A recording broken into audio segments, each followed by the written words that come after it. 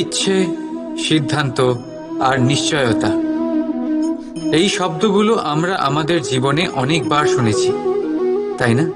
জীবনে অনেক সময় অনেক কিছু পেতে খুবই ইচ্ছে করে, কিন্তু শুধু ইচ্ছে হলেই কি সবকিছু পাল্টায়?